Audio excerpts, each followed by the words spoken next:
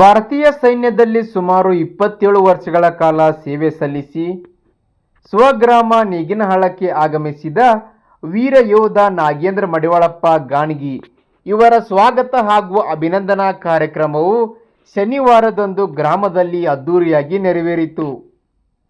ಗ್ರಾಮದ ಸ್ವಗೃಹದಲ್ಲಿ ಹಮ್ಮಿಕೊಂಡ ಅಭಿನಂದನಾ ಸಮಾರಂಭದಲ್ಲಿ ಪೂಜ್ಯರು, ಮಾಜಿ ಸೈನಿಕರು, ಗೆಳೆಯರ ಬಳಗದವರು, ಬಂಧು ಬಾಂಧವರು, ಗ್ರಾಮಸ್ಥರು, ಅಭಿಮಾನಿಗಳು ಹಾಗೂ ಗಣ್ಯರು ಆಗಮಿಸಿ ಸತ್ಕಾರ ಮಾಡಿ ಅಭಿನಂದಿಸಿದರು.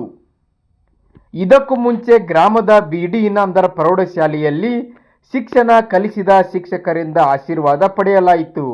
ನಂತರ ಊರಿನ ಪ್ರಮುಖ ಬೀದಿಗಳಲ್ಲಿ ತೆರೆದ ವಾಹನದಲ್ಲಿ ಮೆರವಣಿಗೆ ಮಾಡಲಾಯಿತು.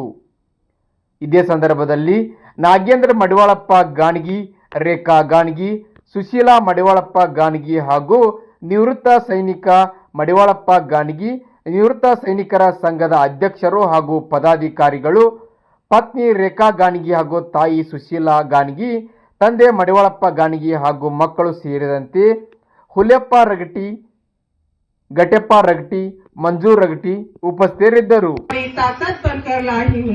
सुहाने सपनों के साथ गम सहने के शक्ति भी मैं पाई हूँ.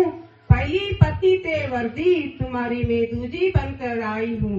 गर्व होगा मुझे यदि मैं तुम्हारा शौर तोड़ा भी बढ़ पाई हूँ. अपने आंसुओं से तुम्हें कमजोर नहीं किया, बल्कि तुम्हारा जिम्मेदारी बांट पाई हूँ.